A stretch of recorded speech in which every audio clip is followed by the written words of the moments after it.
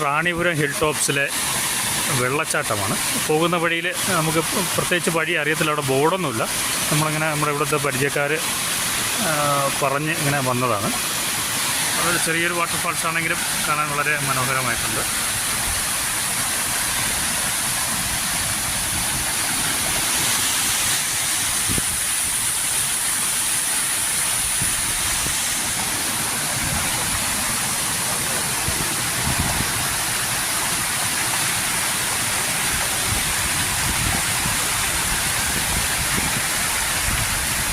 നല്ല കോടയുണ്ട് കേട്ടോ ഇവിടെ.